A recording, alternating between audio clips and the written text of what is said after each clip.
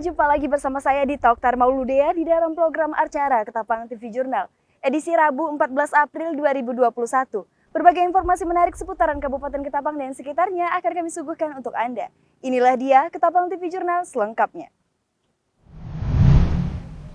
Rapat dengar pendapat mengenai tindak lanjut kesepakatan antar masyarakat Dusun Bagan Kusik, Desa Asam Besar, Kecamatan Manis Mata dengan PT HSL Cargill Group dilaksanakan di Aula Gedung DPRD Kabupaten Ketapang pada Rabu 14 April 2021. Benarkah bahwa hak masyarakat masih belum dipenuhi oleh perusahaan tersebut?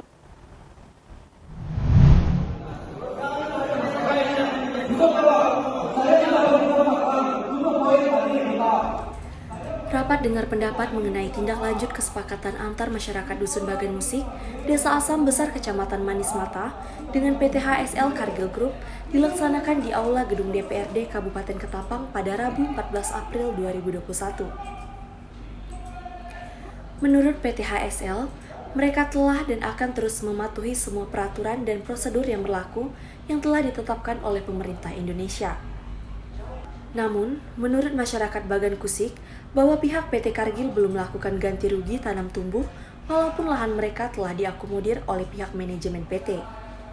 Situasi sempat memanas dan hampir terjadi kericuhan di tengah rapat dengar pendapat di Aula Gedung DPRD Kabupaten Ketapang.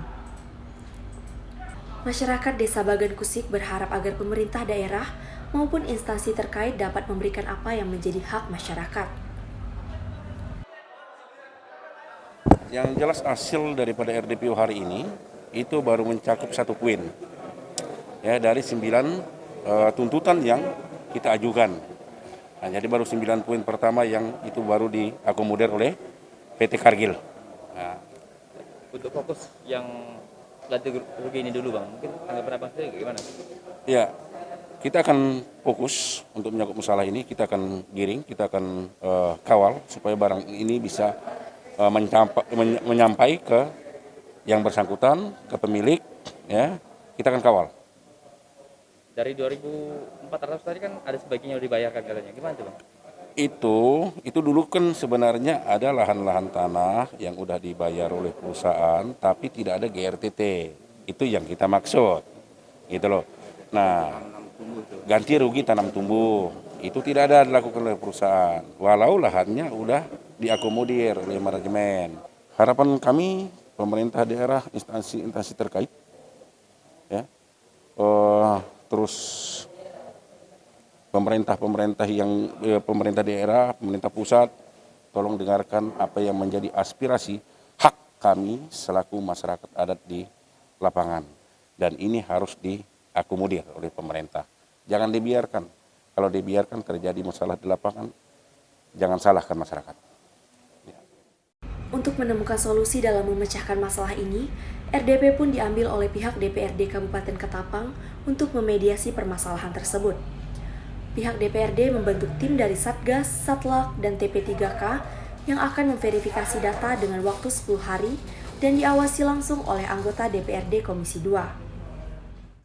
Ada 3 poin. Yang pertama bahwa ada sebagian lahan masyarakat Dusun Bagan Kusik, Desa Asam Besar, Kecamatan Manis Mata yang belum diganti rugi oleh perusahaan Cargill. Oleh karena itu dibentuklah akan berkoordinasi untuk memverifikasi data itu dari Satgas, Saklak, dan TP3K, diawasi oleh anggota DPRD Komisi 2. Dalam waktu 10 hari akan dilakukan verifikasi data. Kalau itu terbukti, itu benar terbukti bahwa dari perusahaan Cargill itu ada indikasi diduga melakukan tindak pidana seperti yang disampaikan tadi, kita juga akan mendorong supaya perusahaan ini larinya ke jalur hukum atau LSPO atau lembaga independen yang menangani dalam masalah ini. Kita juga dari DPRD akan menggunakan hak angket atau untuk penyelidikan masalah ini.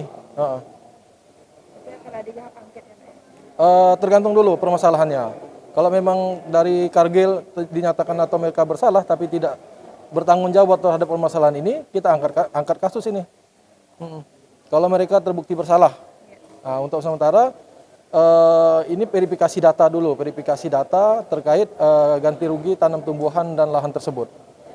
Harapan kami kepada Dewan, perusahaan yang berinvestasi di Kabupaten Ketapang dalam hal ini khususnya Cargill Group atau PT HSL itu mensejahterakan masyarakat, membayar apa yang menjadi kewajiban mereka, termasuk ganti rugi tersebut.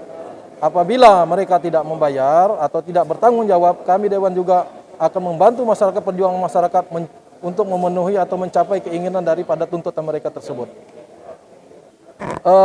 Himbauan kepada masyarakat untuk mentaati jalur, untuk tetap memenuhi aturan yang ada, yaitu ini sudah tepat mereka melakukan mediasi juga terhadap masyarakat di lapangan. Jangan main hakim sendiri, artinya serahkan ini kepada ahlinya. Contoh, mereka audiensi udah benar ini tepat di DPRD. Kalau memang ini dari Cargill juga melanggar aturan secara pidana, bisa juga dilapor ke aparat penegak hukum. Jadi harapan kepada kami untuk perusahaan supaya menepati janji mereka, juga kepada masyarakat untuk bersabar, ikuti proses yang sudah berjalan sekarang ini.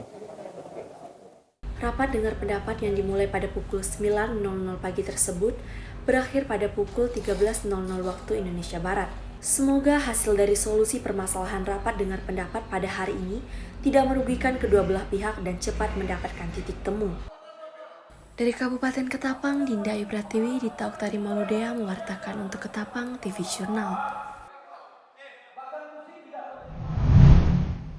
Sebagai bagian dari ritual adat masyarakat Kepulauan Karimata yang tidak bisa ditinggalkan, acara Semah Laut akan ditetapkan sebagai agenda wisata tahunan oleh pemerintah daerah Kabupaten Kayong Utara yang nantinya dapat menarik minat wisatawan lokal maupun mancanegara.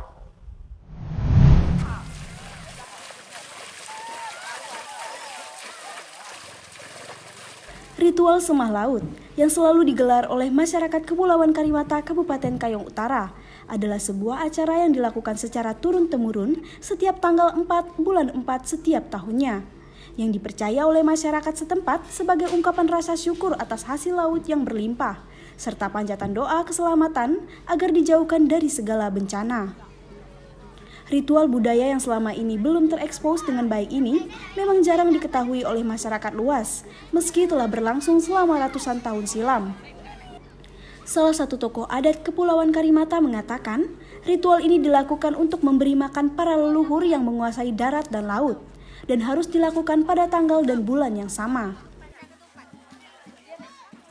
Semah itu memberi, ya jahat ini kan hantu-hantu itu makan, yang penunggu-penunggu di sini. Memberi sesajen lah. Sesajen lah gitu kan, memberi Raja Manap misalnya penunggu di sini, memberi Raja Bujang di pelabuhan itu tadi. Sampai waktunya tanggal 4 bulan 4. Jadi tidak saban hari Pak, saban hari kita kewalahan enggak ya. Dan untuk waktu sendiri itu apakah memang mereka yang menetapkan atau seperti apa? Dari dulu. Setiap tahun sama? Sama. Setiap bulan 4, tanggal 4 itu jangan lupa. Boleh dilupa, ibarat ayam. Sekarang menurung ayam, itu diberi makan. Kalau tidak diberi makan, gimana sih? Matinya ke sana, ke sini, mandir. Ujung-ujung masyarakat dimakan dia. Jadi susah juga. Ya oke, dukun juga susah, menteri juga susah. Sementara itu, Kepala Bidang Kebudayaan Dinas Pendidikan Kabupaten Kayong Utara mengatakan, ritual Semah Laut ini akan masuk dalam agenda tahunan pemerintah daerah, karena belum masuk dalam program bidang kebudayaan yang sebelumnya diawali oleh Dinas Pariwisata.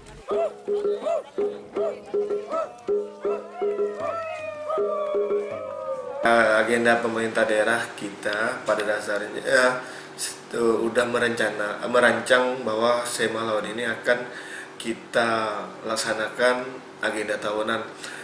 Tapi kita harus pahami bahwa untuk di Dinas Pendidikan dan Kebudayaan, khususnya bidang kebudayaan, untuk tahun ini baru membuat perencanaan kegiatan untuk tahun berikutnya, karena sebelumnya pelaksanaan kegiatan Semah Laut ini berada di Dinas Pariwisata. Tapi tahun ini dan tahun 2022 kita coba udah dialihkan ke bidang kebudayaan. Jadi kita akan coba untuk merancang kegiatan ini lebih baik lagi ke depannya, sehingga kita dapat menunjukkan kepada masyarakat luas bahwa acara Semah Laut ini merupakan bagian peninggalan budaya yang ada di daerah Kepulauan Karimata. Pemerintah berharap status kawasan cagar alam di Kepulauan Karimata dapat segera dirubah oleh pemerintah pusat. Mengingat banyak potensi alam dan wisata yang dapat menunjang perekonomian masyarakat di Kepulauan Karimata. Dari Kabupaten Kayong Utara, Paulina Piling melaporkan untuk Ketapang TV Jurnal.